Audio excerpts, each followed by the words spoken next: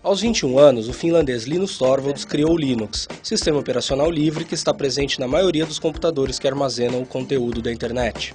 Agora, aos 40, Torvalds visitou o Brasil pela primeira vez e, em entrevista exclusiva ao G1, falou sobre o nascimento do Linux, o estado atual do desenvolvimento do sistema e deu conselhos para quem quer seguir seus passos. And I actually thought when I was small I'd grow up to be a scientist. My grandfather was a mathematician at the university. My uncle was a physicist. So I kind of came from that background. And then I just got sucked into computers instead.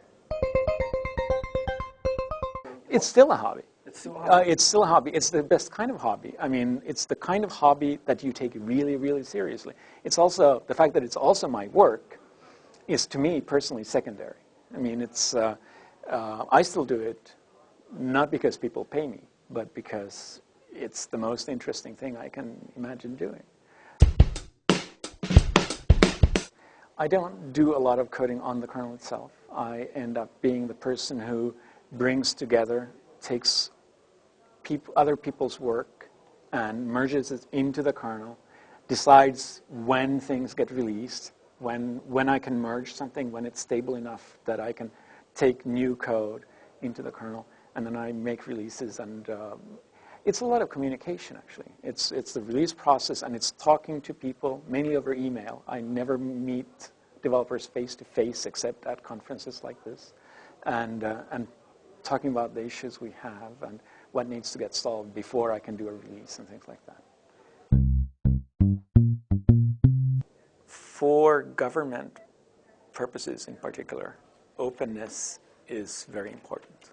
I think it's important because, not just because the government wants to control its own IT infrastructure, I think it's important also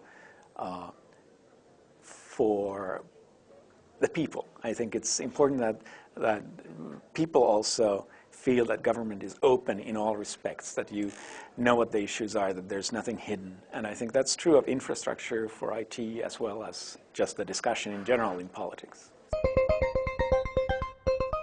Oh yeah, I mean, it's definitely already a viable alternative. I mean, I use it every day. I think, in fact, in the US, Android now outsells the iPhone.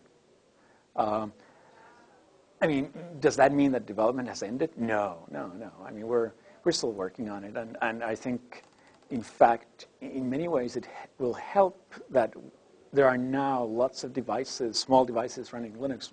It makes it easier for people to find people to develop for that kind of form factor. It used to be that it was easy to find people to program for a desktop environment because there were a lot of PCs around. It's also people want to program for what they use. So if you use a desktop or a laptop as your main tool, most programmers would want to program for that environment because that's the environment you're comfortable with.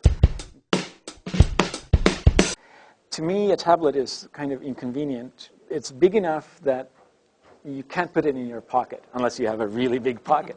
And at the same time, it's like, so it's not completely portable. And at the same time, it's also somewhat limited when it doesn't have a keyboard. So to me, tablets are, I don't know. I'll have to see how it works out, but I'm not convinced. I like to do my real work with a real keyboard and a big screen. And then I would like to have something small and really portable to take with me when I move around. So for me, the right choice is a laptop or a desktop and a cell phone. And the tablet seems to me to be pretty awkward. When I did it, when I started, it wasn't because I wanted to change the world. I did it because I was just really interested in computers. So my advice to some degree would just be that try to find something that you're really interested in.